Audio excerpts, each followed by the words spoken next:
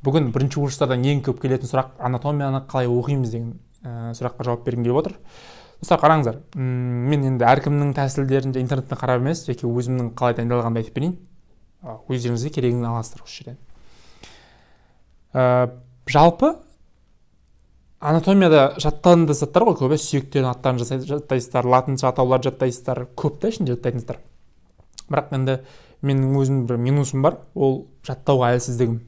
Тест жаттауға келген кезде мен прям көп энергия құртамын. Анатомияда болсын, фармакологияда механизм емес, препараттарға келген кезде сәл мен қиналамын жаттауға аттарын себебі өте көп та. Осы жағынан әлсіздеумін, шынымен өзім мойындаймын оны. Ал логикамен байланыстыратын тесттер болса, оны шешуге оп-оңай да. Жаңағы ситуациялық есептер, клиникалық ойлаумен шешілетін проблема болса, барлығын ойлауға өте керемет та. Бірақ мына жағы сәл минус бар менде сондай.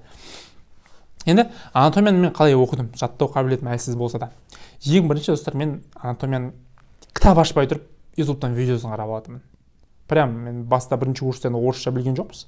Барынша қазақ тілді ақпараттың барлығын қарап шықтық. Барлығын прям ютубта қандай видео бар, бұл сол аптада өтілетін тақырыпқа байланысты барлығын көріп шығамын. Себебі, осы қараңыздар, МБГ деген сабақ бар, генетика деген сабақ бар. Ненің қайда отырғанын сен көз алдыңа елестетіп қана оқисың. МБГ-да білесіз. Себебі жасушаның ішінде оқып жатсың сен. Ал анатомияда ол көзге көрінетін затты. Мен сол үшін, мысалы, мына дәптер, ол дәптер көзге көрініп тұр ғой. Оны былай оқуға болады да, сырты көк екен, ішінде таблицалық несі бар екен, кестелері бар екен, мынау ручка, қақпағы қызыл екен деген сияқты. Көріп оқысаң, ол түсінікті болады.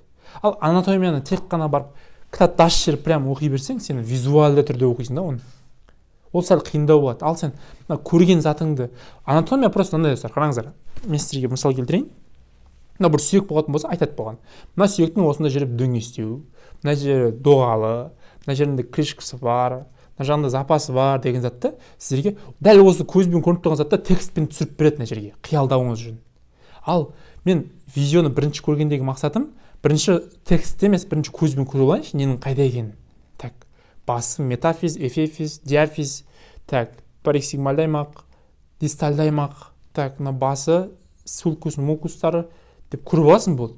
И кітапты ашқан кезде сен бірден барып, сосын жаңа видеоны көріп болған кітапты оқисың ғой. Прям барлығы түсінікті да, уже детально. Нені оқып жатқанын білесің сен. Ал бірден барып сен кітапты оқып кетсең, сен түсінбейсің не оқып жатқанын. Сен визуалды, сен елестете алмайсың да, алдын көрмеген, мысалы, бұлшықетіңді оқып жатсың сен, дым көрмеген бұлшықетіңді. Терең бұлшықеттерді оқып жатсың аяқты мысалы. Сен оны қайда екенін білмейсің ғой, кітаптан оқып кетсең. Бірінші оны ютубта ашып барып, қазақ тілді видеосын қара, қазақ тілді видеосы жоқ болса, орыс тілді ізде сол видеоның жаңағы бұлшықеттің атауын орысша жазып, латынша жазсаң шығады. Немесе видео жоқ болса, Google-ға жаз.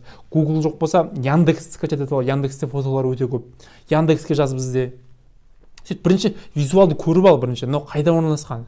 Стерноклейдомастодиоз қайда орналасқан? Ол қалай жатыр? Неге байланысып жатыр? Бұғанаға байланысып жатыр? Мына жақта не бар деген сияқты көріп ал бірінші. И сосын барып кітапты оқы. Мына сіздерге өте үлкен лайфхак. Мен өзім солай оқыдым анатомияны. Осы әсілінде, яғни бірінші видео көру, одан кейін кітап оқу. Енді латыншаға келетін болсақ, достар, енді маған повезло. Мен колледжде латынша оқыдық. Біз колледж оқыған кезде латын тілі деген сабақ болатын, отдельный сабақ. Сол сабақты біз оқыдық. Тіл әріптерін жаттадық деген сияқты. Бірақ универде осы болған жоқ бізде. Универде латын тілін оқытқан жоқ. Универде жоқ деді. Бірақ бір жағынан жақсы, бір жағынан жаман. Қазір анатомияда барлығы латынша болғаннан кейін студенттер көп қиналады. Сосын қараңыздар, мен де басында сондай едім. Неге латыншаны шығарды екен, неге қазақша қоя берсе болмайды ма екен деп көп жалбыз ететінмін. Бірақ бір соңында қазір 4-ші курс болдық, бір түсінгенім. Латынша атауы болмаса, мысалы оны біз қазақ тілінде өзінің, мысалы сүйектің атын қазақ тілінде қойсақ, ол орыстар өз алдына бір атау қойып алса, ағылшындар өз алдына бір атау қойып алса да, болмайды да. Ал латын тілі ол четко, мына сүйектің аты хумерос па? Хумерос бұл бүкіл әлемде сондай. Сен Америкаға барсаң да хумерос десең, уже сен білет қандай сүйекті айтып жатқаныңды. Себебі бұл сүйектің четко атауы ол, нақты. Енді латын тілі, достар, негізгі медицинаның тілі болғаннан кейін, негізгі анатомияның тілі болғаннан кейін, жалпы оның негізгі атаулар қойып тастаған бұрында. Сол себепті бүкіл әлем сол латын тіліндегі атауларын пайдаланады. Түсіндіңіздер ғой? Сол үшін бұл керек.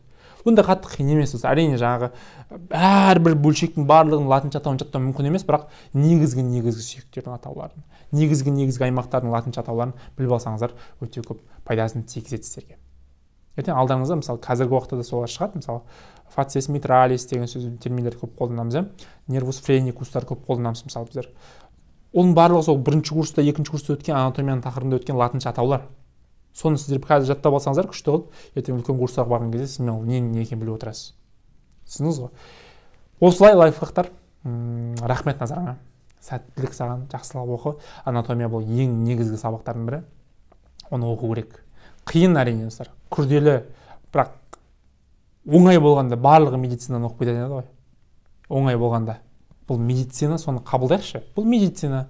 Бұл адам ағзасы. Сол үшін біз оны ұзақ жылдар оқимыз. Сол үшін оны қиналамыз оқыған кезде. Ақпараттар өте көп. Бұл медицина, достар. Осыны түсінуіміз керек. Біз медицинада оқып жатырмыз. Оңай болмайды ештеңе. Соны ұмытпаңыздаршы, достар. Ештеңе оңай болмайды, достар, өмірде негізі. Медицина ештеңе. Просто біз оңай жолын іздейміз. Бұл енді нормальный жағдай. Біздің миымыз көп энергия құртқысы келмейді негізі, табиғатынан. Сол үшін де біз оңай жолдарын көп іздейміз. Түсіндіңіз ғой? Бірақ мынаны қабылдаңыз. Медицина бұл күрделі.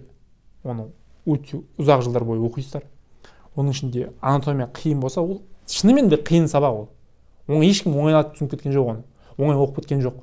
Оны өзіңіз ізденіп, жаңағы еңбектеніп оқисыз да. Болмайды онсыз. Игеруіңіз керек сол сабақты. Түсіндіңіз ғой? Осыны қабылдаңызшы, өтініш. Жалп етсе термей. Еңбектеніңіз солай. Конспект жасаңыз, суретін салыңыз, көп қой варианттар. Рахмет назарыңа.